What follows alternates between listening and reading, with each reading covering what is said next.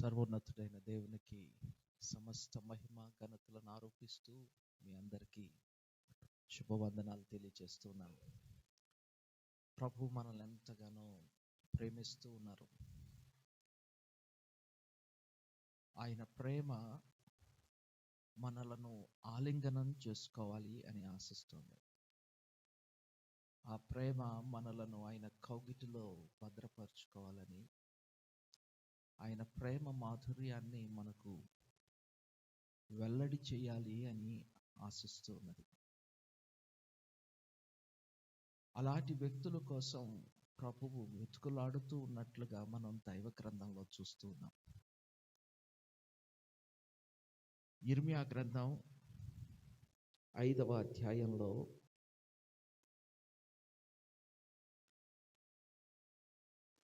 మొదటి వచనాన్ని మనం చదివితే, యెరూషలేము వీధులలో అటు ఇటు పరుగెత్తుతూ చూచి తెలుసుకొనుడి, దాని రాజవీధులలో విచారణ చేయండి, న్యాయము జరిగించుచు నమ్మకముగా ఉండటానికి ప్రయత్నిస్తున్న ఒక్కడు మీకు కనబడిన ఎడల నేను దానిని క్షమిస్తాను. ఆయన ప్రేమతో మనల్ని ఆలింగనం చేసుకోవాలనుకుంటున్నారు. ఆయన ప్రేమ మాధుర్యాన్ని మనతో పంచుకోవాలనుకుంటున్నారు. కానీ ఆయన ఆ ఆలింగనం చేసుకోవటానికి, ఆ ప్రేమ మాధుర్యాన్ని చూపించడానికి నాకెవరు దొరుకుతున్నారు అని వెతుకుతూ ఉన్నారట. లోకంలో కాదు ఆయన వెతుకుతున్నది. ఇక్కడ గమనిస్తే ప్రభు చెప్తున్నారు, మీరు చూడండి అని. ప్రభు కూడా చూస్తున్నారు. ఎక్కడ మొదట మనం గమనిస్తుంటే యెరూషలేము వీధులలో. యెరూషలేము దేవుని యొక్క పట్టణము, లేదా దేవుని యొక్క మందిరము ఉన్నటువంటి చోటు, దేవుడు ఏర్పరచుకున్నటువంటి చోటు. ఆయన తిరిగి రాబోతూ ఉన్నప్పుడు ఆయన ఒలీవల కొండ మీద దిగి అక్కడ నుండి యెరూషలేము దేవాలయములోనికి ఆయన వెళ్ళబోతూ ఉన్నారు. ఆయన పరముకు చేర్చబడినటువంటి ఆరోహణం అవ్వటానికి ఆయన ఒలీవల కొండ మీద నుండి వెళ్ళారు. మరలా ఆయన ఒలీవల కొండ మీదకి తిరిగి రాబోతున్నారు. అక్కడ నుండి ఆయన యెరూషలేము దేవాలయంలోనికి రాబోతున్నారు. అంటే ప్రభువు కోరుకున్న చోటది, ప్రభువు నివసించటానికి ఏర్పరచుకున్న స్థానం అది, ఆయన యొక్క సింహాసనము ఉన్నటువంటి చోటు అని కూడా మనం అనుకోవచ్చు. ఆ యెరూషలేములో, ఆ శ్రేష్టమైనటువంటి దైవ సన్నిధి ఉన్నటువంటి ఆ చోట ఆయనకి నమ్మకమైనటువంటి వ్యక్తులు కనిపించటం లేదట. ఎంత విచారం ఇది! ఈరోజు మనం ఆలోచన చేస్తే సంఘములో ఆయన వెతుకులాడుతూ ఉన్నారు. ఆ వెతుకులాటలో నా ప్రేమను చూపించటానికి, నా మాధుర్యాన్ని నేను పంచటానికి, నేను ఆలింగనం చేసుకోవటానికి నాకు ఎవరు కనిపిస్తున్నారు? పరుగులు పెట్టి నువ్వు యెరూషలేము వీధులలో చూడు. యెరూషలేములో మాత్రమే కాదు, ఇక దైవ భక్తుడు అక్కడ అంటున్నటువంటి మాట ఏమిటంటే, రాజవీధులలో చూడండి. యెరూషలేములో ఆయనకి నమ్మకమైన వారు కనిపించటం లేదట. తర్వాత రాజవీధుల్లో ఎవరు నడుస్తారండి? రాజవీధుల్లో ఎవరు పడితే వారు నడవటానికి వీలు లేదు. రాజవీధుల్లో రాజు వస్తూ ఉన్నప్పుడు ప్రజలు తమ ఇష్టానుసారంగా నడవటానికి వీలు లేదు. ఆ ఘనత వహించినటువంటి రాజు, ఆ రాజు వెనుకున్నటువంటి ఘనత వహించిన ప్రజలు మాత్రమే ఆ యొక్క బాటలో వెళ్ళటానికి సాధ్యమవుతుంది.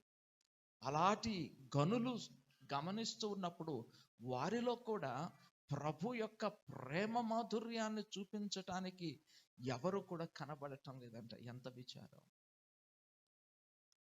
అలాంటి దేశం ఎవరికి మాత్రం సంతోషం ఇస్తుంది? దేశం మొత్తం రాజుని ద్వేషిస్తూ, రాజు అని పొగుడుతూ ఉంటే అది రాజుకి ఎంత బాధ కలుగు చేస్తుంది. ఒక రోజట ప్రభు మాట కొరకట ప్రజలు ఏ ప్రజలంటే ఇక్కడ రాజవీధుల్లో తిరిగేటువంటి గనులు అని అనుకుంటున్నటువంటి వారు. దయచేసి యెహెజ్కేలు గ్రంథం ఒకసారి చూద్దాం. యెహెజ్కేలు గ్రంథం 14వ అధ్యాయం. యెహెజ్కేలు గ్రంథం 14వ అధ్యాయం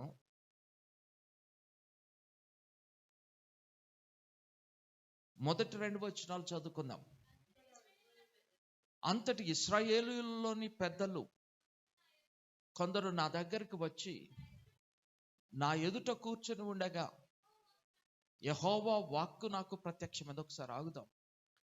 ఇక్కడ ఇశ్రాయేలు దేశంలో ఉన్నటువంటి గనులు, ఆ యొక్క రాజవీధులలో తిరగగలిగినటువంటి ఆ పెద్దలు గనులు లాంటి వారు అనమాట. వారే అని అనుకోవచ్చు మనం. ఆ గనులు యెహెజ్కేలు భక్తుడి దగ్గరికి వచ్చారు, దైవజనుడి దగ్గరికి వచ్చారు, ప్రవక్త దగ్గరికి వచ్చారు. వారు గనులందరూ వచ్చి కూర్చొని వారు దేవుని మాట కోసం ఆతురపడతా ఉన్నారు. దేవుడు మాతో ఏమి మాట్లాడతారు, ఆ మాటలు మేము తీసుకోవాలన్నట్లుగా కూర్చున్నారు. కానీ దేవుడు ప్రత్యక్షమై భక్తునికి ఏమని చెప్తూ ఉన్నారు చూడండి. 3వ వచనం, నరపుత్రుడా, ఈ మనుష్యులు తమ హృదయములలో విగ్రహములను పెట్టుకొని నిలుపుకొని దోషము పుట్టించు అభ్యంతరమును ఏమిటంటే తమ ఎదుటనే పెట్టుకొని ఉన్నారట. ఆ గనులు కూర్చొని ఉన్నారు, దేవుని మాట వినటం కొరకే ఆశపడుతున్న వారుగా ఉన్నారు. కానీ దేవుడు చూస్తున్నారు, వీళ్ళందరూ కూడా వారు నా మాటకు నిజంగా తమ హృదయంలో చోటివ్వాలి అనే స్థిరచిత్తం కలిగినటువంటి వారుగా లేరు వీరు.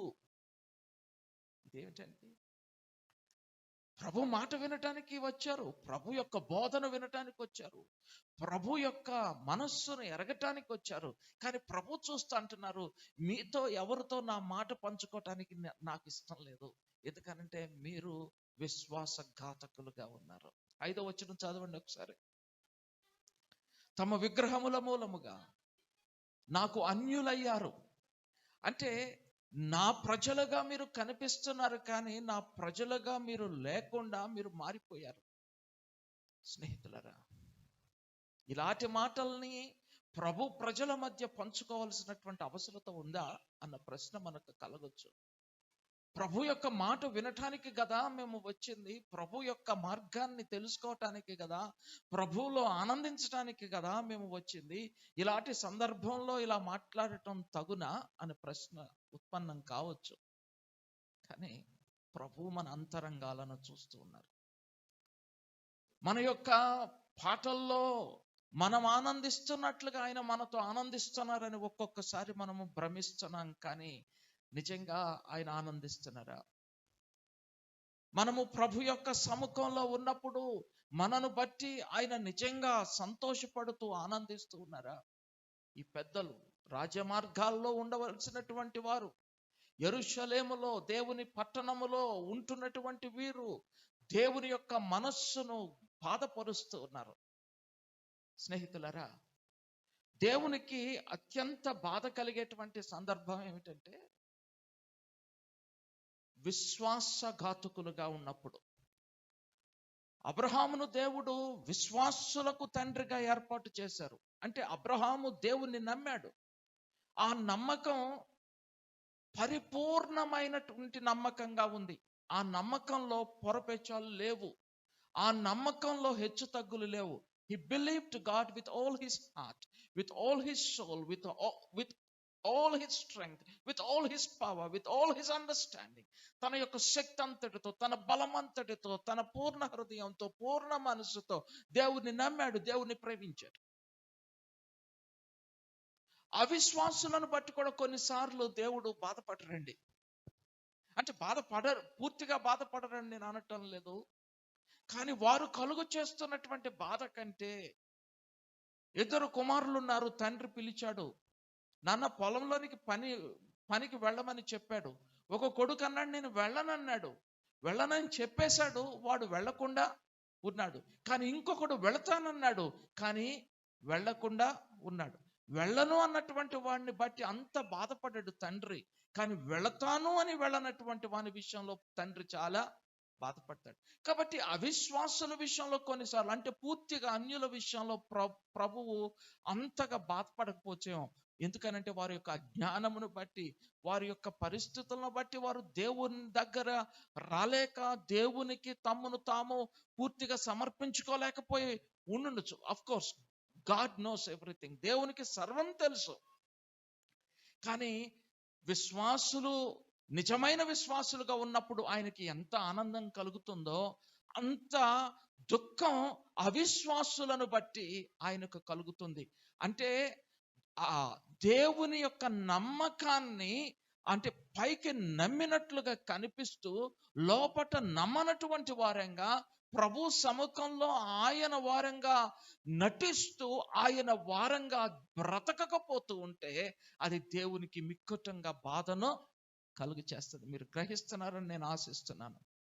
యెరూషలేము వీధులు, వారు దేవుని యొక్క బిడ్డలు ఉన్నటువంటి ఆ యొక్క యెరూషలేములో పెద్దలుగా పరిగణింపబడుతున్నటువంటి వారు, రాజవీధులలో వెళుతున్నటువంటి వారిలో వారు రాజుకు నిజమైనటువంటి నమ్మకత్వాన్ని వారు కనుపరచటం లేదు. నిజంగా అది దేవుడు చూచి ఆయన ఎంతగానో బాధపడుతూ ఉన్నారు. స్నేహితులారా, ఒక సందర్భంలో యోబు పత్రిక, యోబు గ్రంథము 19వ అధ్యాయము, యోబు గ్రంథము 19వ అధ్యాయము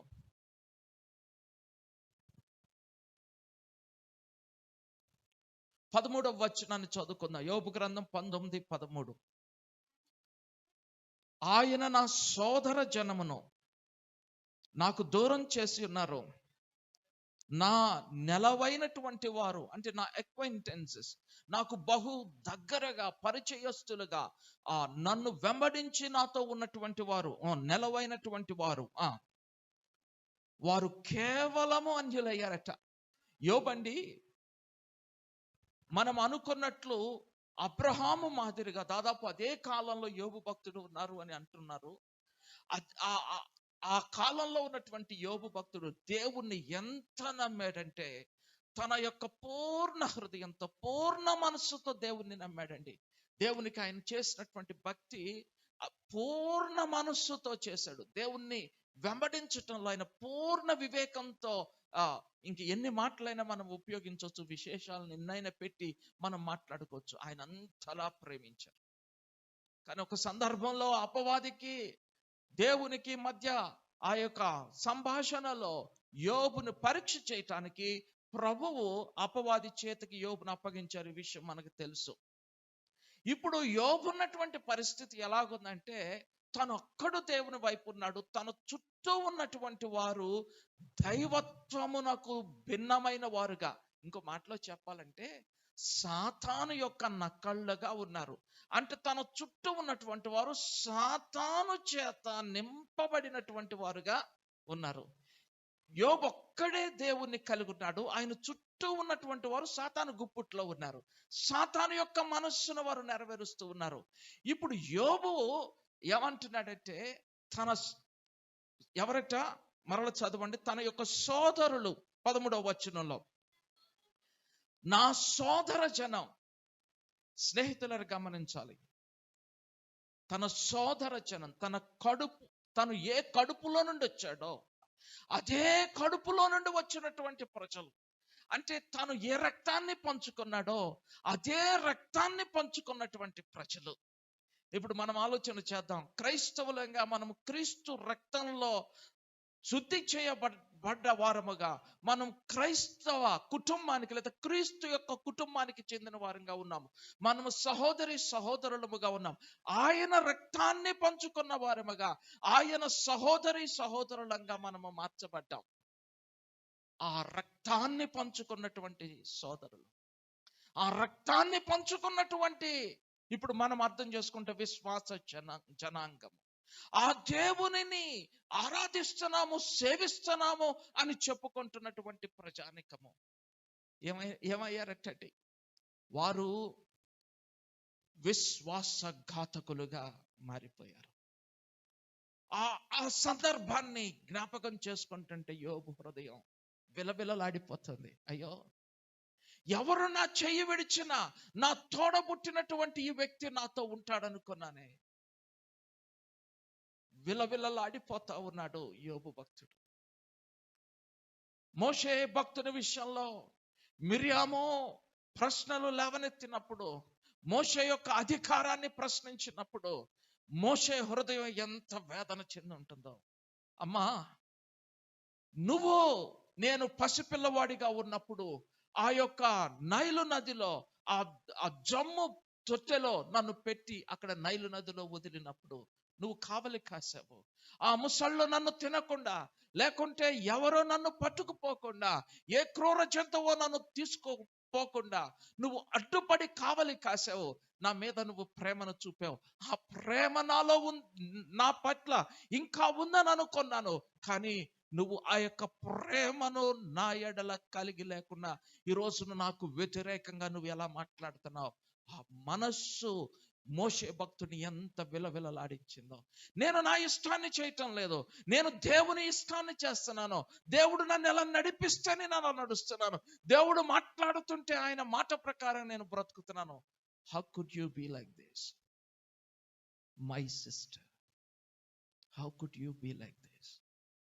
నీ యొక్క తోబుట్టువుగా నా యొక్క ఎదుగుదలను నువ్వు హర్షించవలసింది, కానీ నా తోబుట్టువుగా నా యొక్క ఎదుగుదలను నువ్వు అణిచివేస్తా ఉన్నావు. ఇది ఎలా సాధ్యమైంది అక్క? నీకు ఇలా ఆలోచించాడో లేదో నాకు తెలియదు, కానీ ఆయన హృదయం అయితే లోతుగా గాయపరచబడి, అయ్యో నా తోబుట్టువు, నా సహోదరి, ఈ 6 లక్షల కాల్వలం, ఈ లక్షల మంది ప్రజలు నన్ను కాదన్నా, నేను పసివాడిగా ఉన్నప్పుడు నా పట్ల ప్రేమ చూపిన ఆమె నాతో ఉంటది అని నేను అనుకున్నాను. బహుశా అనుకున్నారేమో. అలాంటి నువ్వు ఈరోజు నన్ను ప్రశ్నిస్తున్నావా అక్క? ఆ హృదయం విలవిలలాడిపోతుంది, వేదనతో నలిగిపోతుంది.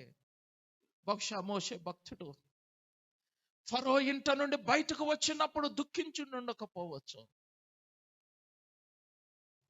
అక్కడ తృణీకరింపబడినప్పుడు దుఃఖించుండకపోవచ్చు, తన ప్రజల యొక్క బాధను చూస్తూ ఉన్నప్పుడు కలిగిన దుఃఖం కంటే మిర్యాము తనను కాదన్నప్పుడు, మిర్యాము తనతో వాదన ఆడినప్పుడు ఆయన హృదయం కలవరపడిన కలవరపాటు, ఆ గుండె లోతుల్లో నుండి ఎగసెగసొస్తున్న దుఃఖం చెక్కళ్ళ మీద కన్నీళ్లు కారుతూ ఉంటే నేను అనుకుంటున్నాను, హి వాస్ క్రష్డ్. అక్క, నువ్వు ఇలా చేస్తావని నేను అనుకోలేదు. మోషే భక్తుడు అలా వేదన చెందుతుంటే దేవుడే చూస్తా ఉన్నారు. ఆయన గుండె కదల్చబడింది. నా దాసుడు, నా ప్రియమైన కుమారుడు ఇలా దుఃఖపడుతూ ఉంటే దేవుడే రెస్పాండ్ అవుతా ఉన్నారు. స్నేహితులను గమనించాలి, ఆ వేదన ఎంత బలమైనదిగా ఉందో. ఇక్కడ యోబు యొక్క వేదన అంతే బలమైనదిగా ఉంటుంది.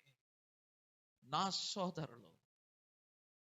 సోదరులు ఎవరు నన్ను చెయ్యి విడిచినా నా చెయ్యి విడవరు అని అనుకున్నటువంటి ఈ నా సోదరులు నా చెయ్యి విడిచిపెట్టేశారు. ఆ దుఃఖం తన హృదయాన్ని ఎంత నలగ కొట్టేస్తుందో. ఇంకా రెండో మాట అంటున్నారు, నాకు నెలవైనటువంటి వారు, నాకు బహుగా పరిచయమైనటువంటి వారు, నా రహస్యాన్ని ఎవరితో నేను పంచుకున్నాను, ఎవరిని నేను పూర్తిగా నమ్మానో, ఎవరిని పూర్తిగా నా భుజాన్న వేసుకున్నానో, ఎవరి కోసం నేను ఎలాంటి పని చేయటానికైనా అడుగులు ముందుకు వేశానో, అలాంటి వారు ఈ రోజున నాకు ఏమయ్యారండి? అన్యులైపోయారు, విశ్వాసఘాతకులైపోయారు, నాకు వెలుపటి వారుగా మారిపోయారు. నా లోగిట, నా హృదయాంతరాలలో ఉంటున్నటువంటి ఈ ప్రజలు నా హృదయాంతరాలలో నుండి బయటకు రావటమే కాదు, కానీ వారు వెలుపటికి పోయి వెలుపట నుండి నాకు శత్రువులుగా మారిపోయారు. అయ్యో, నేను దీనిని ఎలా సహించగలను? నన్ను చూస్తూ ఉన్నప్పుడు నిజంగా మనము దేవుని అలా ఘనపరుస్తున్నటువంటి వారంగా ఉంటూ ఉన్నామా? ఆయన బోధను నీతో పంచుతున్నారు, ఆయన మనస్సును నీతో పంచుతున్నారు. ఆయన యొక్క రహస్యం ఏది కూడా నిజంగా ఆయన ఎవరితో పంచుకుంటున్నారండి? చెట్లకు వెళ్ళి చెట్లకు చెప్తున్నారు ఆయన మనస్సును. ఆయన మనస్సును నీతో నాతో పంచుకోవటానికి, ఆయన బిడ్డలతో పంచుకోవటానికి, సంఘముతో పంచుకోవటానికి, క్రైస్తవ సమాజంతో పంచుకోవటానికి ఆయన ఇష్టపడుతున్నాడు. ఆయన హృదయాన్ని మనతో పంచుకుంటుంటే, మనము వింటున్నటువంటి వారంగా ఉండి మనము విశ్వాసఘాతకులుగా ఉంటుంటే ఎంత వేదన ప్రభువుకి కలుగుతూ ఉంటుందో ఒకసారి ఆలోచించండి. మోషే యొక్క బాధ దేవుడు చూచి సహించలేకపోయారు. యోబు యొక్క బాధ దేవుడు చూచి సహించలేకపోయారు. ఎవరన్నారో తెలుసా? యోబు యొక్క స్నేహితులతో, నా దాసుడు లేదా నా బిడ్డ అయినటువంటి యోబు మాట్లాడినట్లుగా మీరు మాట్లాడలేదు. మీరు ఫలాంది చేయండి, నా యొక్క బిడ్డ మీ కొరకు ప్రార్థన చేస్తేనే నేను మిమ్మల్ని క్షమిస్తాను, otherwise I don't want to forgive you. స్నేహితులను గమనించాలి. యోబు యొక్క వేదనను ఆయన చూచి, ఆ యొక్క వేదనలో దేవుడు కూడా ఆయన కలవరపడుతూ లేదా ఆయన నొచ్చుకున్నవాడై, అవును ఆ సోదరులు నెలవైనటువంటి వారు నిజంగా ఆయనను గాయపరుస్తూ ఉన్నప్పుడు ఆయన హృదయము ఎంత వేదనకు లోనవుతుంది. స్నేహితులరా, విశ్వాసఘాతకులను బట్టి దేవుడు కూడా అంత బలముగా బాధపడుతున్నారు, లేదా అంత ఆవేదనకు లోనవుతా ఉన్నారు. ఆయన ఆవేదనకు అంతు లేకుండా పోతుంది. ఈరోజు మనం ఆలోచన చేద్దాం. నువ్వు విశ్వాసిగా ఉన్నావా, అవిశ్వాసిగా ఉన్నావా? విశ్వాసిగా నటిస్తూ విశ్వాసఘాతకుడుగా ఉన్నావా? ఆయన మాట వింటున్నట్లుగా కనిపిస్తూ, ఆయన మాటను లక్ష్య పెట్టనటువంటి వానివిగా, ఆయన మాటను నిజంగా నువ్వు అనుసరించినటువంటి వ్యక్తివిగా ఉంటున్నావా? ఒకసారి ప్రశ్నించుకో. యెహెజ్కేలు, నరపుత్రుడా, నీ ముందున్నటువంటి వారు చాలా పెద్దలు. వారు ఇశ్రాయేలు దేశంలో నా యొక్క ప్రజలకు నాయకత్వాన్ని వహిస్తున్న వారుగా ఉన్నారు. కానీ వారు అన్యులుగా మారిపోయారు. కారణం ఏమిటండి? ఆ అన్యత్వానికి కారణం ఏమని మనం అక్కడ గమనిస్తా ఉన్నాము. స్నేహితులారా, 3వ వచనం 14వ అధ్యాయం యెహెజ్కేలు గ్రంథం ఒకసారి చదువుకుందాం. నరపుత్రుడా, ఈ మనుషులు తమ హృదయములలో, స్నేహితులారు గమనించాలి, విగ్రహములను నిలుపుకున్నారు. అది వారు ఆ విశ్వాసఘాతకులు అవటానికి కారణమయ్యింది. యోబుని బాధించినటువంటి ఆ ప్రజలు, ఆ యొక్క స్నేహితులు, ఆ నెలవైనటువంటి వారు నిజంగా దేవునిలో లేకుండా ఉండటాన్ని బట్టి, దేవుని ఆత్మచేత వారు నింపబడి నడిపింపబడకపోతున్న దానిని బట్టి వారు విశ్వాసఘాతకులుగా మారిపోయారు. ఇక్కడ కూడానండి మనం గమనిస్తూ ఉన్నట్లయితే ఈ పెద్దలు వారి హృదయములలో ఏమించుకున్నారట? విగ్రహములను ఉంచుకున్నారు. ఒకసారి ఆలోచించండి. విగ్రహం అంటే ఏమిటి? విగ్రహంలో ప్రాణం ఉందా? విగ్రహంలో ప్రాణం లేదు. అబద్ధంలో ప్రాణం ఉందా? అబద్ధంలో ప్రాణం ఉందా? అబద్ధంలో ప్రాణం లేదు. మోసంలో ప్రాణం ఉందా? మోసంలో ప్రాణం లేదు. గర్వములో ప్రాణం ఉందా? చెప్పాలి. గర్వంలో కూడా ప్రాణం లేదు. ఎందుకనంటే దైవ సంబంధం కానటువంటి ఏ స్వభావములో కూడా జీవము లేదు. దైవ విరుద్ధమైన ఏ భావనలోనైనా, ఏ ఉద్దేశములోనైనా జీవము లేదు. వీరు దేవుని యొక్క ప్రజలకు పెద్దలుగా ఉన్నారు, కానీ వారిలో ఎవరు లేరన్నమాట. దేవుని మాటకు చోటు లేదు. వేరే మాటకు, వేరే ఆలోచనకు, వేరే అభిప్రాయానికి వారి హృదయములో చోటు ఉంది, కానీ దేవునికి వారు చోటు ఇచ్చినటువంటి వారు కాకపోయారు. అందుకని అంటున్నారు ప్రభువు, వారు విగ్రహాలను హృదయములలో పెట్టుకున్నారు. దేవుడు ఈ దినము మనం చదువుకున్నటువంటి ఉత్తర ప్రత్యుత్తరాల భాగంలో కూడా మనం చూస్తున్నటువంటి మాట ఏమిటో ఒకసారి గమనించండి. ఇర్మియా గ్రంథం 50వ అధ్యాయంలో దేవుడు అక్కడ ఏమంటున్నారో ఒకసారి గమనించండి. స్నేహితులారా, ఈ మాటల్ని మనం జాగ్రత్తగా మనస్సులోనికి తీసుకోవాల్సినటువంటి వారముగా ఉన్నాము. 31వ వచనం చదవండి. ప్రభువును సైన్యములకు అధిపతి అయిన యెహోవా వాక్కు ఇదే, గర్విష్ఠుడా నేను నీకు విరోధినై ఉన్నాను. గర్వము అది ఒక విగ్రహము. స్నేహితులను గమనించాలి. అసూయ ఒక విగ్రహము. దానిలో జీవము లేదు, దాంట్లో మరణము ఉన్నది, దైవ విరుద్ధమైనది ఉంది.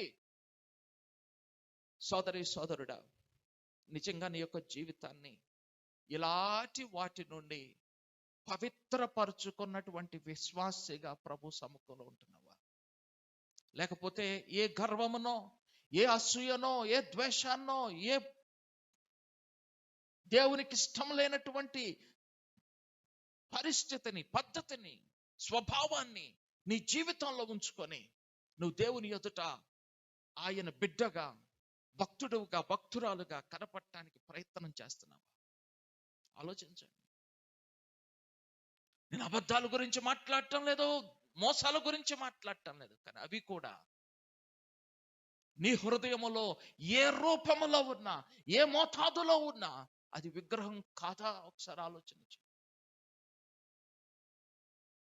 అంటే దేవుని యొక్క జీవము కలిగిన మాటకు మన యొక్క జీవితంలో అంతరాంతరాలలో ఆ మాటకి విలువనిస్తూ, ఆ మాటకి ఆధిక్యతనిస్తూ, ఆ మాటనే మనము ఘనమైనదిగా ఎంచుతూ, ఆ మాట కొరకే మనము బ్రతకకపోతూ ఉంటే అది విగ్రహంగా మారి మన యొక్క హృదయములో ఉండి దేవునికి దుఃఖాన్ని, బాధను కలుగు చేస్తున్నటువంటిదిగా ఉండటం లేదా? ఒకసారి ఆలోచించండి. ఆయన ఎదుట నువ్వు ఉంటుండొచ్చు, నీ హృదయంలో నువ్వు పాపాన్ని దాచిపెట్టుకుంటే, లేకపోతే దైవ విరుద్ధమైన దేనిని నువ్వు దాచిపెట్టుకున్నా, దేవుని యొక్క పిలుపుకు నువ్వు లోబడకుండా దైవ పిలుపును నువ్వు వ్యతిరేకించి ఏమి నువ్వు చేసినా అది దేవుని దృష్టిలో అది భయంకరమైనటువంటి విగ్రహంగా కనిపిస్తుంది అన్న వాస్తవాన్ని నువ్వు గమనిస్తున్నావా? How do we approach God? దేవుని ఎలా మనం ఎదుర్కొంటున్నాం? ఆయన పరిశుద్ధ సన్నిధిలోనికి ఎలా వస్తా ఉన్నాం? మనల్ని చూస్తున్నటువంటి ప్రభువు మనల్ని బట్టి దుఃఖపడుతున్నారా? అయ్యో విశ్వాసఘాతకుడుగా, విశ్వాసఘాతకురాలుగా ఉన్నారే అని ఆయన దిగులు పడుతున్నారా? ఇర్మియా గ్రంథంలో మనం చూసాం గర్వము. దానిని బట్టి ఆయన అక్కడ ఏం చేస్తానంటున్నారండి స్నేహితులరా? గర్వమును బట్టి వారి మీదకి దేవుడు శిక్షను రప్పించాలి అని అనుకుంటా ఉన్నారు. ఒకసారి 38వ వచనం చదవండి. ఇర్మియా గ్రంథం 50:38. ఏంటండి? దేంతో ఇంకిపోతాయి? నీళ్ల ఎద్దడి అంటే ఏంటండి? నీరు లేకుండా పోతుందట, నీళ్లు కరువైపోతాయట. ఈ నీటి కరువు అంటే నిజంగా నీరు లేకపోవటమే కాదు, సరే అలాంటి పరిస్థితి కూడా వస్తా ఉన్నది. ఈ కరువు ఇంకా భయంకరమైనది. ఆత్మ సంబంధమైన కరువు ఏమిటంటే వాక్యమును వాక్యముగా అర్థం చేసుకోలేనటువంటి దుస్థితి. ఒక మాట జాగ్రత్తగా గమనించండి.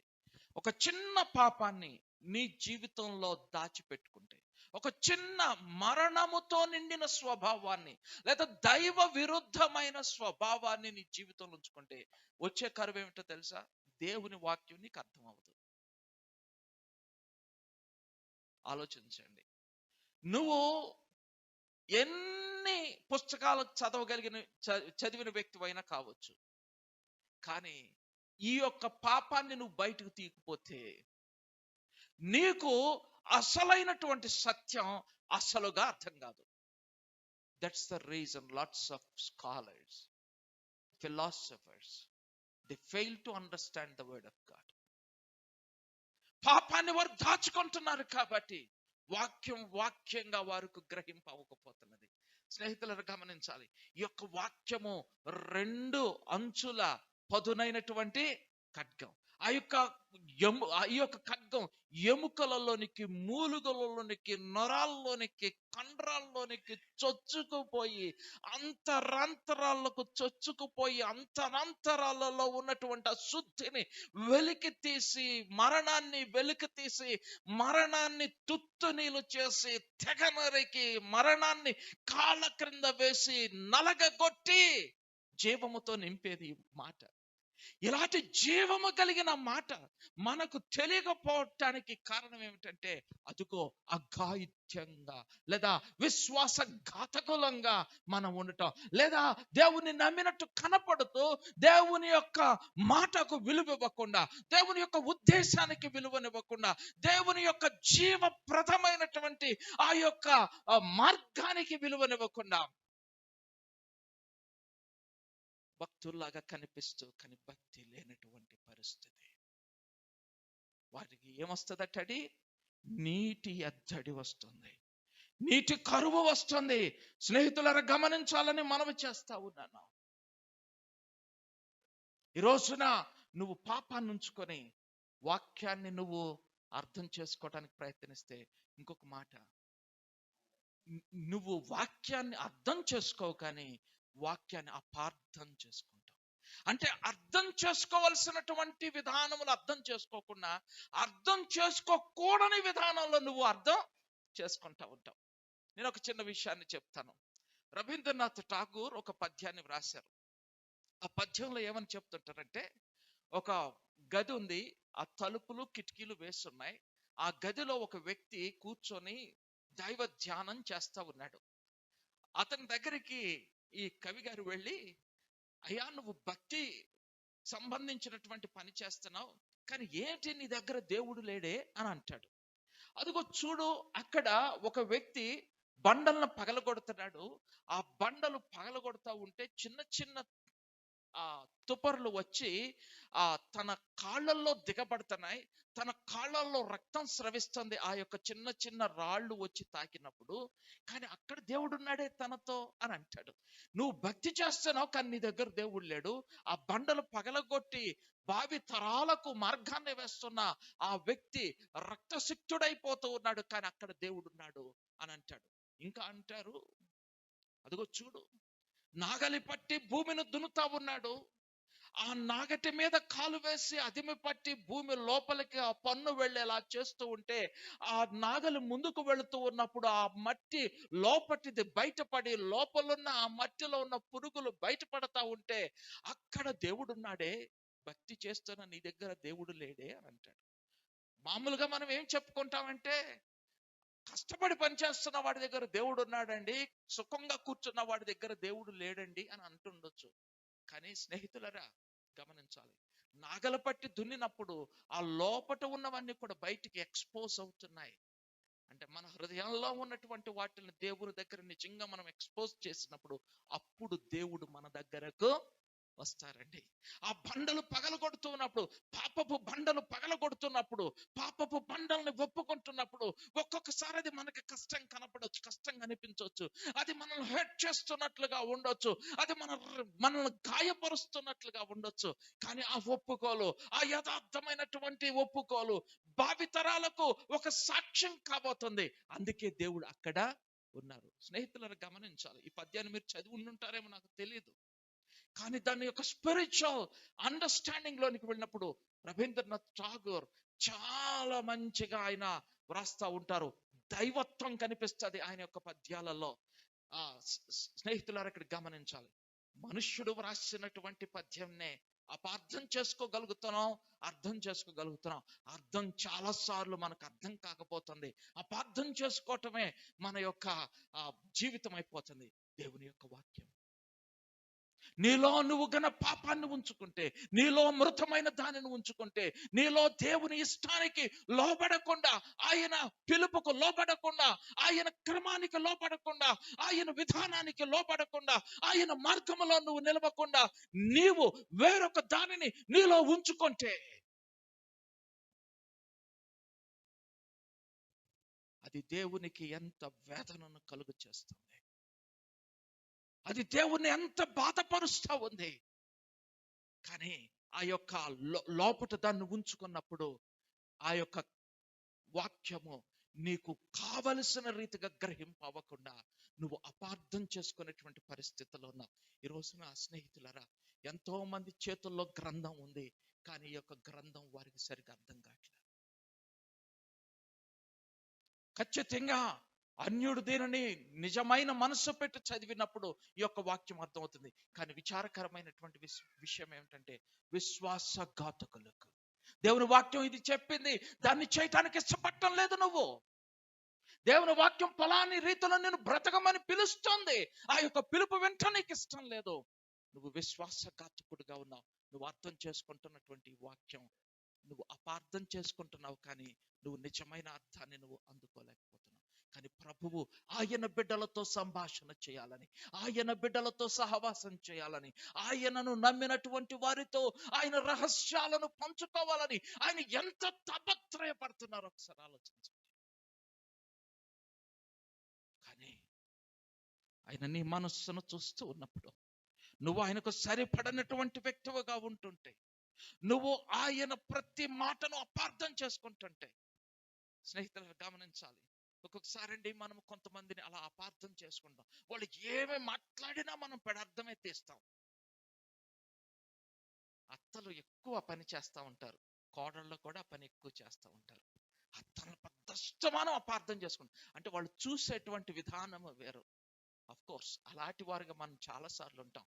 ఇందాక ఒక సందర్భం నాకు ఎదురైనప్పుడు నేను కూడా ఆలోచన చేస్తా ఉన్నాను, ప్రభువా నేనేమన్నా అపార్థం చేసుకుంటున్నానా? చివరికి ఒక పని చేశాను, ప్రభువా అది నిజం కాదో నాకు తెలియదు, నేను అనుకున్నది సరి అయింది కాదో నాకు తెలియదు, మీకు అప్పగించుకుంటున్నాను, మీరేం చేస్తారో చేసుకోండి. నా మనసొద్దు ఇంకా, నా తలంపొద్దు ఇంకా. స్నేహితులను గమనించాలి, మన హృదయంలో దైవ విరుద్ధమైనటువంటి దానిని ఏమాత్రము మనం ఉంచుకున్నా, విశ్వాసఘాతకులుగా మనం ఉండటాన్ని బట్టి మనకి వాక్యమును అర్థం చేసుకోలేనటువంటి కరువు వస్తూ ఉంది. కాబట్టి వాక్యాన్ని నువ్వు నిజంగా వాక్యాన్ని నువ్వు అర్థం చేసుకున్నప్పుడు, ఇంతకు మునుపు నేను పద్యాన్ని చెప్పాను, రవీంద్రనాథ్ ఠాగూర్ గారు వ్రాసిన దాని గురించి. మీరు కొంతమంది చదివి ఉండొచ్చు. ఆ అర్థాన్ని మీరు అర్థం చేసుకున్నప్పుడు, ఇంత గొప్ప సత్యము రవీంద్రనాథ్ ఠాగూర్ గారు వ్రాసారా అని అనిపిస్తుంటుంది. దేవుని వాక్యం మనకు అర్థమైనప్పుడు ఎంత మధురమైనటువంటి ఆనందం మనకు కలుగుతుందో ఆలోచించండి స్నేహితులు. నువ్వు వాక్యాన్ని 100 సార్లు చదువుతుండొచ్చు, కానీ ఆ యొక్క మాధుర్యాన్ని నువ్వు అనుభవించకపోతూ ఉన్నావేమో. వాక్యాన్ని నువ్వు 100 సార్లు కంఠస్థం చేస్తుండొచ్చు, కానీ ఆ యొక్క మాధుర్యాన్ని నిజంగా నువ్వు అనుభవించలేకపోతున్నావు. కారణం దైవ విరుద్ధమైంది ఏదో నీలో ఉంచుకుంటా. ఏమన్నారండి? చదవండి ఆ మాట. ఇర్మియా గ్రంథం 50వ అధ్యాయం 38వ వచనం.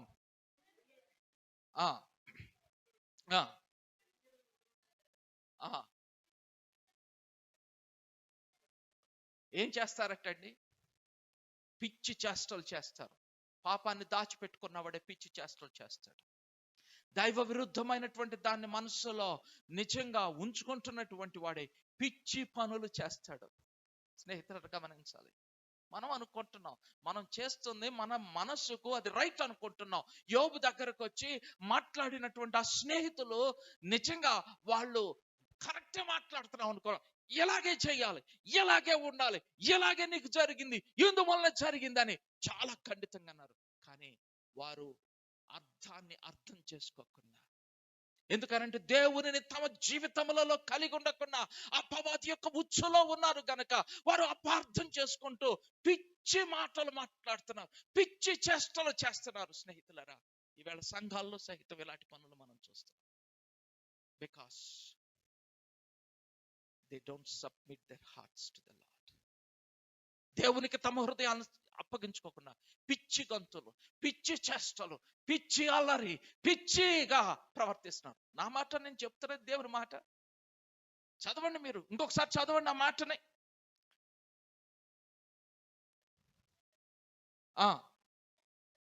భీకర ప్రతిమను బట్టి వారు పిచ్చి చేష్టలు చేస్తూ ఉన్నారు.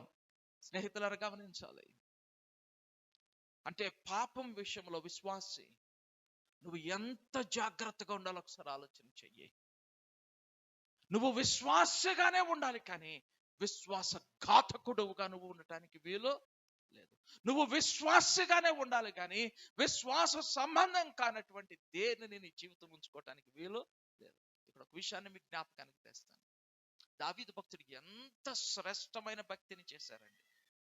ఆయన ప్రతి అడుగు నిజంగా ఆ ఆ ఏమంటారు, బూరులు బొట్లో పడ్డట్లుగా ప్రతి అడుగులో దేవుణ్ణి అనుభవించగలిగినటువంటి దైవ భక్తుడిగా ఉన్నాడు.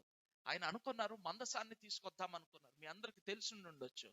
మందసాన్ని తీసుకొద్దాం అనుకున్నప్పుడు ఆయన ప్రజల పెద్దల్ని పిలిచి ఒక క్రొత్త బండిని తయారు చేసి ఆ బండి మీద పెట్టి ఆ మందసాన్ని తీసుకువెళ్తున్నారు. ఏం జరిగింది స్నేహితులారా?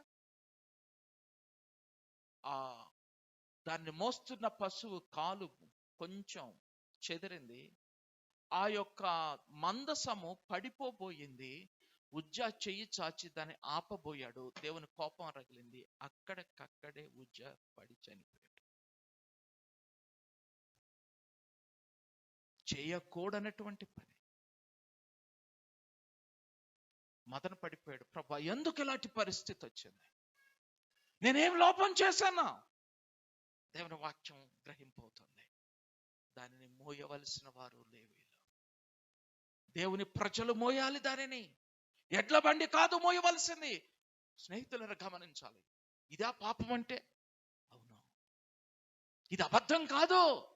ఒక విధంగా అంటే మనం అనుకున్నట్లుగా అబద్ధం కాదు. ప్రేమ. ప్రేమ. ఏం ప్రేమ? నా ప్రభువు యొక్క మందసాన్ని నేను మంచి క్రొత్త బండి మీద తీసుకొస్తున్న ప్రేమ, గౌరవము, నా ప్రభు కోసం గొప్ప పని చేస్తున్నా. God doesn't like that. He wants us to follow his way, not our ways, not our thinking, not our passions. మనము కాదు, ఆయన ఇష్టాన్ని మనం చేయాలి. స్నేహితులరా, దావీదు భక్తుడు ఆ తర్వాత దాని విషయమై ఆయన ఎంతో మదనపడి, నేను అనుకుంటున్నాను పశ్చాత్తాపడి ప్రార్థన చేసి అప్పుడు వాక్యాన్ని గ్రహించగలిగాడు. వాక్యాన్ని గ్రహించిన తర్వాత మరలా యొక్క మందసాన్ని తీసుకొచ్చాడు. స్నేహితులరా, నువ్వు లోకస్తుల మాదిరిగా నువ్వు ఆ పాపములను చేయకపోతూ ఉండుండొచ్చు, కానీ దేవుని నిజంగా నీ యొక్క జీవితంలో ఆయన సర్వాధికారిగా ఉంచుకొని ఆయన్నే నమ్మి ఆయన మాటకే సర్వము నువ్వు అప్పగించుకున్నటువంటి వ్యక్తిగా ఉంటున్నావు. ఒకసారి ఆలోచన చెయ్యి. దేవుణ్ణి నువ్వు ఎలా నమ్ముతూ ఉన్నావు? దేవుణ్ణి నువ్వు ఎలా ఘనపరుస్తున్నావు? దేవునికి నీ హృదయంలో ఎలాంటి చోటిస్తున్నావు? దేవుని మీదే ఆధారపడుతూ నాన్న నువ్వు చెప్పిందే. ఆ పాపము ఉండటాన్ని బట్టి, ఆ యొక్క విగ్రహము ఉండటాన్ని బట్టి, ఆ అపవిత్రత ఉండటాన్ని బట్టి, దైవ విరుద్ధమైనటువంటిది ఉండటాన్ని బట్టి సమస్య ఉత్పన్నమవుతుంది. వాక్యం అనే కరువు వస్తా ఉంది. అర్థం చేసుకోనటువంటి పరిస్థితి వస్తుంది. పిచ్చి చేష్టలు చేసేటువంటి ప్రలోభాలకు లోనవుతూ ఉన్న పరిస్థితి వస్తుంది. ఎన్నిసార్లు మన యొక్క భక్తి జీవితంలో ఇలా తత్తరపడుతూ దేవుణ్ణి గాయపరుస్తున్న వారుగా ఉన్నాము. ఆయన సహోదరులు మనం అనిపించుకుంటూ ఆయన గుండెల్లో గుణపాలు దిగబడుస్తున్న దుర్మార్గులంగా ఉంటూ ఉన్నాం. సరే ఆలోచించండి. ఈరోజు నువ్వు ఎలాంటి వ్యక్తివిగా ఉన్నావు? యేసయ్యా, నీకు నిజమైన స్నేహితుడిగా ఉన్నాను, నిజమైన సోదరుడిగా ఉన్నాను. నీవు నన్ను ఎరిగిన వ్యక్తివిగా, నేను ఎరిగిన వ్యక్తిగా, నీకు ఆధిక్యత ఇచ్చిన వ్యక్తిగా నేను ఉన్నాను అని నువ్వు చెప్పగలవా? నీకు నెలవైన వానిగా నేను ఉన్నానని చెప్పగలవా?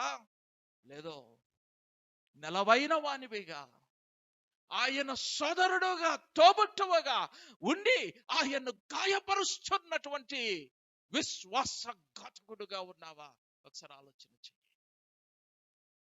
ఆయన నిన్ను నమ్మాలని ఆశిస్తుంటే నువ్వు ఎలాంటి నమ్మకత్వాన్ని ఆయన సముఖంలో కనపరుస్తున్నావు? వాక్యపు కరువు వచ్చింది. స్నేహితులారా, 32వ వచనం ఇర్మియా గ్రంథం 50వ అధ్యాయంలో ఒకసారి చదవండి. గర్విష్ఠుడు తొట్రుల్లి కోలుతాడో అతని లేవనెత్తువాడు ఎవ్వడూ లేకపోతాడు. నేను అతని పురములలో అగ్ని రాజ పెడతాను, అది అతని చుట్టూ పట్టణములన్నిటినీ, తన చుట్టుపట్లనన్నిటినీ కాల్చివేస్తుంది. స్నేహితులరా, వన్ ఐటమ్, జీవము లేనటువంటి ఒక్కటి, దేవుని మాటకు విననటువంటి ఒక్క సందర్భం వాక్యపు కరువును తెస్తుంది. పరమానందాన్ని ఆనందించలేనటువంటి దౌర్భాగ్య స్థితిని తెస్తుంది. కూలటానికి కారణమవుతుంది. అగ్గి రాజి మన చుట్టూ మండి మనలను పాడు చేయటానికి హేతువవుతా ఉంది. ఒక్కటి ఒక్కటి ఒక్కటి ఆ ఒక్కటి కూడా లేకుండా నువ్వు జాగ్రత్త పడుతున్నావా? ఇదేనా ఒక్కసారి మనం ఆలోచన చేద్దాము. ప్రభు ఎంత మదన పడుతున్నావు. ఒక్కడది కూడా నాకు దొరకలేదు. నేను వెతుకుతూ ఉన్నాను. నువ్వు వెళ్ళు. యెరూషలేములో ఇటు అటు నువ్వు పరుగులెత్తి చూడు. ఒక్కడినైనా నువ్వు కనుగొంటావేమో. ఏమంటున్నారు ఆయన? నువ్వు ఒక్కడినైనా కనుగొంటావేమో, నేను క్షమిస్తాను. చదవండి ఒకసారి అది. యెరూషలేము వీధులలో అటు ఇటు పరిగెత్తుతూ చూచి తెలుసుకోండి. దాని రాజ వీధులలో విచారణ చేయండి. న్యాయం జరిగిస్తూ ఒక్కడు మీకు కనబడ్డట్లయితే నేను దానిని క్షమిస్తాను. స్నేహితులను గమనించాలి. మనం ఇతరులను క్షమించటానికి కారణం కావలసినటువంటి మనం, ఇతరులకు కొరకు ప్రార్థన చేసినప్పుడు ఇతరులకు క్షేమం కలుగ చేయవలసినటువంటి మనం, ఆ ఒక్కటి దేవుని సముఖంలో మరణకరమైనటువంటి దానిని లేదా జీవము లేనటువంటి దానిని మనం కలిగి ఉండటాన్ని బట్టి ఆ యొక్క ఆధిక్యతను కోల్పోతున్నటువంటి వారుగా ఉంటున్నాము. స్నేహితులను ఒకసారి ఆలోచించండి. మన ద్వారా దేవుడు దేశాన్ని ఆశీర్వదించాలనుకుంటున్నారు.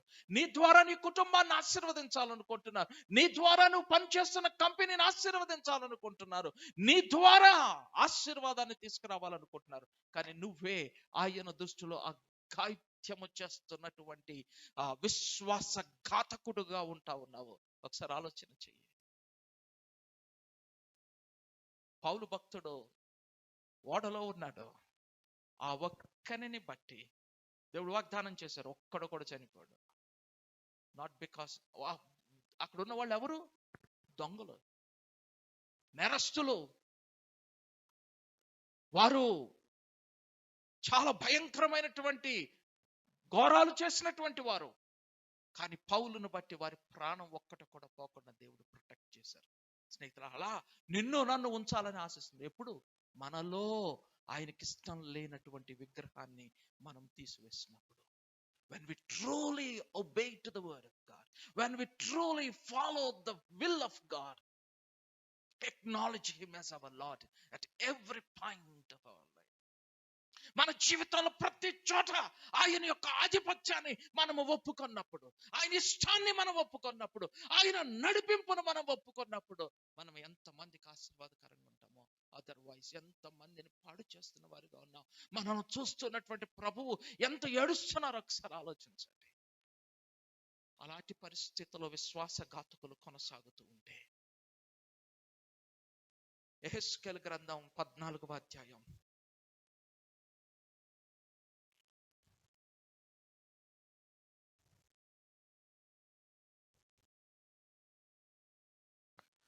11వ వచనం నుండి చదవండి. 14వ అధ్యాయం. వారు అలాగున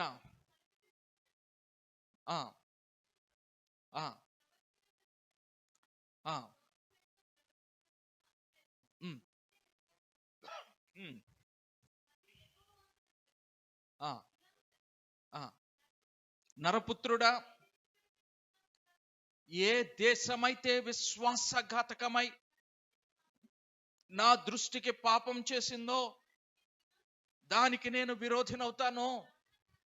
దానికి ప్రాణాధారమగు ఆహారము లేకుండా నేను చేస్తాను. కరువు పంపించి మనుషుల్ని పశువుల్ని నిర్మూలము చేస్తాను. ఇందాక మనం చూసామండి, విశ్వాసఘాతకులంగా ఉంటే, ఆ యొక్క విగ్రహాన్ని దాచిపెట్టుకుంటే, మరణకరమైన దాన్ని మనలో ఉంచుకుంటే, అక్కడ ఏమని చెప్పారు ప్రభువు? కరువు, నీటి కరువు, దేవుని వాక్యాన్ని అర్థం చేసుకోలేని కరువు, దేవుని మాధుర్యాన్ని అనుభవించలేని కరువు, దేవుని వాక్యాన్ని అర్థం చేసుకోకపోగా అపార్థం చేసుకొని పిచ్చి పనులు చేసేటువంటి వారిగా మారిపోతామని చెప్పారు. ఇక్కడ ఏమంటున్నారండి? ఆహారపు కరువు వస్తుందట. నీటి కరువు, ఆహారపు కరువు. ఆహారం లేకపోయినా పర్వాలేదు, కానీ కొంతకాలం ఉండొచ్చు. నీరు లేకపోతే మాత్రం మనం ఎక్కువ కాలం బ్రతకగలవా? బ్రతకలేము. నా సోదరుడికి తెలుసు, 3rd క్లాస్ చదువుతూ ఉన్నప్పుడు స్కూల్ ట్యాప్ లో పాకుడు వస్తుందని నీళ్లు త్రాగటం మానేశాను. దాదాపు 1 వారం రోజులు మానేశాను. బాగా ఉబ్బిపోయా. నేను చాలా సన్నగా ఉండేవాడిని, చాలా ఉబ్బిపోయా. ఏమిటయ్యా అంటే రీనల్ ప్రాబ్లం స్టార్ట్ అయిందండి. అప్పటి నుండి అబ్నార్మల్ బాడీ. నా ప్రియ స్నేహితులను గమనించాలి, ఆహారం లేకపోతే కొంతకాలం బ్రతకొచ్చేమో, కానీ నీరు లేకపోతే రోజుల్లోనే ప్రాణం పోతుంది. లోపల ఉన్నటువంటి వైటల్ ఆర్గన్స్ టపా టపా లేచిపోతాయి. గమనించండి, జస్ట్ ఫర్ 1 వీక్ ఆ సమస్య కొన్ని 10 సంవత్సరాలుగా నేను బేర్ చేస్తూనే ఉన్నాను. మాట గమనించండి స్నేహితులరా. నీటి కరువు, దేవుని వాక్యం మనం అర్థం చేసుకోకపోతే మన పరిస్థితులు ఏమైపోతుందో తెలుసా? అసలు లైఫ్లెస్ క్రీచర్స్ గా మారిపోతాం. లైఫ్లెస్ క్రీచర్ అంటే దాని ఇంట్లో దాచిపెట్టుకుంటామా? లైఫ్ పోయినటువంటి ఆ యొక్క జంతువునో, పక్షినో, మనిషినో ఇంట్లో దాచిపెట్టుకుంటామా? శవం, డెడ్ బాడీ అంటాం. కుళ్ళు పోతుంది, అది దుర్వాసన వస్తుంది. అది వెలుపటికే కానీ లోపట ఉండటానికి వీలు లేదు. స్నేహితులను గమనించు. అంటే మనము పాపాన్ని దాచిపెట్టుకుంటే మనకు తెలియకుండా మనం శవాల్లాగా మారిపోతున్నాం అన్నమాట. ఇక్కడ దేవుడు అంటున్నారు, వారు అలాగుండటాన్ని బట్టి వారికి ఆహారపు కొదువును నేను తెస్తాను. నీరు త్వరగా మరణించటానికి, నీరు లేకపోవడం త్వరగా మరణించటానికి కారణమవుతుంది. కానీ ఆహారం లేకుండా ఉంటేనండి క్షోభ భరిస్తూ, జాగ్రత్తగా గమనించండి మాట. ఆ వారం రోజులు నేను నీళ్లు త్రాగినప్పుడు నాకు దప్పిక అనిపించలేదు, నాకేమి పెయిన్ అనిపించలేదు, త్రాగాలనిపించలేదు, త్రాక్కుండా ఉన్నాను, ఇంకంతే. సైలెంట్ గా నష్టం జరిగింది. కానీ ఆహారం లేకపోతే ఎట్లా ఉంటుందో తెలుసా? కడుపు కాలుతా ఉంటది, తినాలనిపిస్తా ఉంటది, కానీ తినటానికి ఏమీ కూడా కనిపించదు. ఇది నీరు లేకపోతే ఒక విధంగా అది సైలెంట్ గా చావుకి వెళ్ళిపోవటం జరుగుతుందని నేను అనుకుంటాను. కానీ ఆహారం లేకపోతే సైలెంట్ గా చావుకు వెళ్ళదు. ఇది నిజంగా నిన్ను విసిగిస్తుంది, నిన్ను బాధిస్తుంది, నిన్ను విలవిలలాడిస్తుంది. స్నేహితులను గమనించండి, ఆహారం లేకపోతుంటే ప్రభు 40 పగళ్ళు 40 రాత్రులు ఆయన ఉపవాసము ఉన్నారు. సాతానుడు వచ్చాడు, అదిగో చూడు ఆ రాళ్లను రొట్టెగా మార్చొచ్చు కదా నువ్వు, శోధిస్తున్నాడు. ఆ 40 పగళ్ళు రాత్రులు అయిపోయిన తర్వాత ఆకలి వేస్తుంది, భయంకరమైన ఆకలి వేస్తుంది. తట్టుకోలేకపోతున్నారు ప్రభు. దాన్ని భరించారు, మనుషుడు భరించలేకపోవచ్చు. అప్పుడు శోధకుడు వచ్చి శోధిస్తున్నాడు. నా మాట గమనించాలి, మనం నిజంగా పాపాన్ని సరిగా పడవేయకుండా ఉంటే, దేవుని సన్నిధిలో భక్తులాగా కనిపిస్తూ భక్తి లేనటువంటి విశ్వాసఘాతకులంగా మనము ఉంటే, నువ్వేం చేస్తున్నావో, నువ్వు నిజంగా దేవునికి ట్రూ ఒబీడియన్స్ తోటి నువ్వు బ్రతకకపోతూ ఉంటే, ఆయన లార్డ్షిప్ నువ్వు గ్రహించి ఆయన ఆధిపత్యానికి నువ్వు అప్పగించుకోకపోతూ ఉంటే, నీకు ఆహారపు కొదువు వస్తుంది. మరలా వాక్యం నీకు అర్థం కాదు, పరలోకపు మన్నా నీకు అర్థం కాదు. స్నేహితులను గమనించాలి, ఆకలి బాధ చాలా భయంకరంగా ఉంటుంది. అది నిన్ను భక్షిస్తూ ఉంటది. స్నేహితుల బైబిల్లో మనం ఒకసారి ఒక చోట చూస్తాము, ఏమనో తెలుసా? ఆకలిస్తుంది, తినటానికి తిండి లేదు. తల్లులు కలిశారు, తల్లులు ఇద్దరికే పిల్లలు ఉన్నారు. అమ్మా ఆకలి భరించలేకపోతున్నాం. అవునమ్మా ఆకలి భరించలేక ఏం చేద్దాం? మన బిడ్డ ఉన్నారే, కనుక్కున్నామే, ఇవాళ చంపుకొని తిందాం, రేపు నీ బిడ్డను చంపుకొని తిందాం. బైబిల్లో ఉందా లేదా? నేటి ఆహారానికి నీ బిడ్డనివ్వు. స్నేహితులను గమనించాలి, ఆ క్షోభను భరించలేకపోతున్నారు. బిడ్డల్ని సహితం ప్రాణం తీసేటువంటి పరిస్థితి. స్నేహితులరా, పాపాన్ని నువ్వు దాచిపెట్టుకుంటే నీకు తెలియకుండానే నీ యొక్క బిడ్డల మీదకి ఉరి తాడు విసురుతూ ఉన్నావు. This is true. ఈ మాట మనం చెప్పుకోవడం చాలా బాధాకరముగా ఉండుండొచ్చు, but this is the truth. నువ్వు పాపాన్ని సరిగా విడవకపోతుంటే, నువ్వు ఆయన సన్నిధిలో విశ్వాసఘాతకుడుగా ఉంటుంటే, నీ బిడ్డల మీదకి ఉరి తాడు విసురుతున్నావు.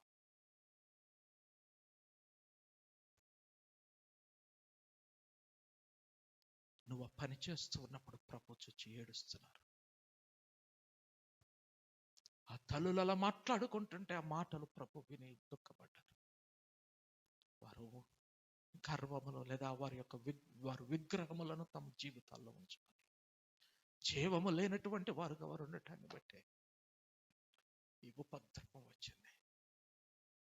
స్నేహితులారా, అలాంటి పరిస్థితి వచ్చినప్పుడట దైవజనుడు ప్రార్థన చేసిన దేవుడు ఆ యొక్క పరిస్థితిని మార్చారట. చదవండి తర్వాత మాట. 14వ వచనం, 14వ అధ్యాయం యెహెజ్కేలు గ్రంథం. నోవహును, దానియేలును, యోబును ఈ ముగ్గురు ఆ దేశములో ఉండినను వారు తమ యొక్క విశ్వాసము చేత, నీతి చేత తమ్మును మాత్రమే రక్షించుకుంటారు, కానీ ఎవ్వరిని వారు రక్షించజాలరు. ఆలోచించండి స్నేహితులారా, యోబు ప్రార్థన చేస్తే తన యొక్క స్నేహితులు పాపాన్ని ప్రభు క్షమించారు. దానియేలు ప్రార్థన చేస్తే చెర నుండి విడుదల పొంది వారు ఇశ్రాయేలు దేశానికి రాగలిగారు 7-10 సంవత్సరాల తరువాత. నోవహు నీతిమంతుడిగా దేవుని విశ్వసించటాన్ని బట్టి ఆయన ప్రజలందరినీ నాశనం చేయాలనుకున్న ఆ యొక్క సందర్భంలో నోవహును తన యొక్క కుటుంబాన్ని రక్షించి మనందరినీ ఈ రోజున ఉనికిలో ఉంచటానికి కారణమైంది. అలాంటి ముగ్గురు, ఒకరుంటేనే అలా జరిగింది. ముగ్గురు ఆ దేశంలో ఉండి ఆ ముగ్గురు ప్రార్థన చేసిన, ఎవరైతే హృదయములలో విగ్రహమును ఉంచుకున్నారో, ఎవరైతే హృదయములలో జీవము లేని దానిని ఉంచుకున్నారో, వారికి వచ్చేటువంటి ఉపద్రవాన్ని, ఆ యొక్క కీడును తప్పించడానికి ఈ ముగ్గురు కలిసి ప్రార్థన చేసిన, ఈ ముగ్గురు కలిసి ఏమి చేసినా తమ్మును తామే రక్షించుకోగలరు, కానీ దేశానికి మాత్రం శిక్ష. ఎంత భయంకరమండి! ఈ రోజున పాపాన్ని మనం ఎలా తీసుకుంటున్నాము, ఎలా దేవుని యొక్క ఇష్టాన్ని మనం తీసుకుంటున్నాం, దేవుని యొక్క వాక్యాన్ని మనం ఎలా తీసుకుంటున్నాం, ఆ యొక్క వాక్యానికి మనం ఎలా లోబడుతున్నాం, ఒకసారి ప్రశ్నించుకోవాల్సినటువంటి అవసరత లేదా? రెండవ విషయాన్ని మనము చూద్దాం స్నేహితులరా. 15వ వచనం చదవండి. బాటసారులు సంచరింపకుండా ఆ దేశము నిర్జనమై పాడయ్యేటట్లు నేను దాని మీదకి దుష్ట మృగములను రప్పించగా ఆ ముగ్గురు దానిలో ఉండినను నా జీవము తోడు వారు తమ్మును మాత్రమే రక్షించుకోగలరు, కానీ మొదట అన్నారు ఆహారలేమి వస్తుంది, రెండోది అన్నారు క్రూర మృగాలను పంపిస్తాను, అంతకు ముందు చెప్పారు వాక్యపు కరువు వస్తుంది, నీటి ఎద్దడి, ఆహారపు ఎద్దడి, మూడవది క్రూర జంతువులు వచ్చి వారి మీద పడతాయట. స్నేహితులారా, అక్కడ కూడా ప్రభు అంటున్నారు, నోవహు, దానియేలు, యోబు ఈ ముగ్గురు ఉన్నప్పటికీ తమ్మును తామే రక్షించుకోగలరు, కానీ నేను మిగతా వారిని కనికరించను. అంటే ఆలోచించండి. మరలా మూడోది, ఆ తర్వాత కూడా చదవండి ఒకసారి.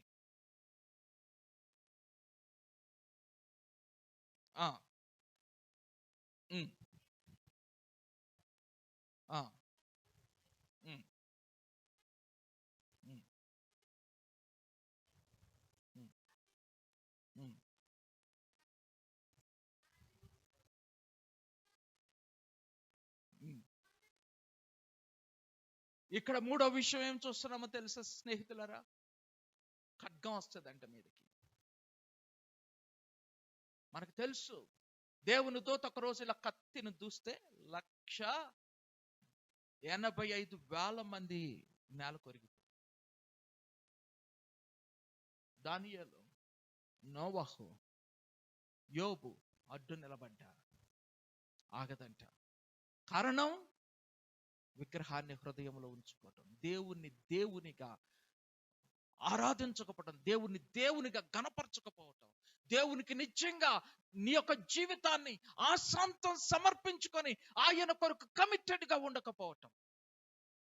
ఆ తర్వాత ఇంకా అంటున్నారు, 4వది ఇక్కడ చెప్తా ఉన్నారు, 19వ వచనం ఒకసారి చదవండి.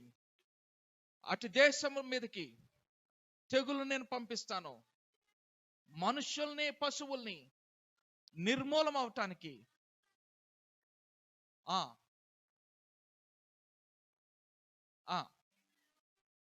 నా రౌద్రాన్ని నేను కుమ్మరిస్తాను, ప్రాణహాని జరిగేటట్లుగా నేను తెగులును రప్పిస్తాను, పెస్టిలెన్స్ నేను రప్పిస్తాను. స్నేహితులను గమనించాలి. కారణం ఏమిటండి? ఆయన సన్నిధిలో నమ్మకత్వంగా ఉండకపోవడం.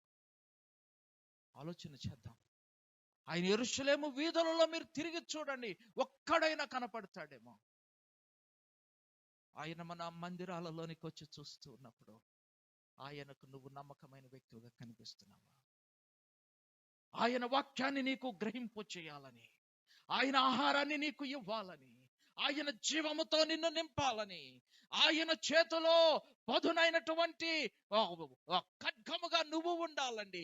నీ నాలుక వాడిగల ఖడ్గంగా ఆయన చేయాలి అని, నీ ద్వారా అనేకులకు మేలు చేయాలని యేసయ్య ఆశిస్తూ నిన్ను సమకూర్చి, నా సోదరుడా, నా తోబుట్టువా, నా రక్త సంబంధి, నా సొంతమైన వాడా, నా సొంతమైన దానా అని నిన్ను పిలుస్తూ ఉంటే, ఆయన ఎదుట నమ్మకమైన వ్యక్తిలాగా కనిపిస్తూ అంతరంగములో అఘాయిత్యాలకు పాల్పడుతూ విశ్వాసఘాతకుడుగా, విశ్వాసఘాతకురాలుగా నువ్వు ఉంటున్నావా? ఒకసారి ఆలోచన చేయి. ఎలాంటి ఉపద్రవము వస్తుంది? ఆ ఉపద్రవాన్ని మాన్పగలిగిన వ్యక్తులు ఎవరూ లేకపోతున్నారు. నువ్వు లోపట దాచిపెట్టుకున్న ఒక్క విగ్రహం. How can I speak to these people? గమనించండి. వెర్రి పనులు చేస్తూ, వెర్రి చేష్టలతో దేవుణ్ణి బాధపరుస్తున్నటువంటి వ్యక్తులుగా వారు ఉన్నారు. నువ్వు కూడా అలా ఉండటానికి ఇష్టపడతావా? నాన్న లేదు, నా అంతరంగములో నీకు మాత్రమే చోటు, నీ ఇష్టాన్ని మాత్రమే నేను చేస్తాను అని ప్రభువుకు సమర్పించుకుంటావా? నువ్వు అనేక పాపములను విడిచిపెట్టావు నిజమే, కానీ నీ స్వభావములో యేసుకు ఆధిపత్యం ఉందా? నీ యొక్క మనస్సులో యేసుకు ఆధిపత్యం ఉందా? నీ యొక్క జీవనములో యేసయ్యకు ఆధిపత్యం ఉందా? యేసయ్య వాక్యమునకు ఆధిపత్యం ఉందా? ప్రవక్త మాట వినటానికే వచ్చారు, కానీ ప్రవక్త మాటను నిజంగా వారి గుండెల్లోనికి తీసుకోవటం లేదు. యేసయ్య మాట వినటానికే వచ్చారు, కానీ యేసయ్య మాటను వారి గుండెల్లోనికి తీసుకోవటం లేదు. నువ్వు ఎలాగున్నావు? తలలు వంచి ప్రార్థన చేసుకుందాం. తలలు వంచి ప్రార్థన చేసుకుందాం.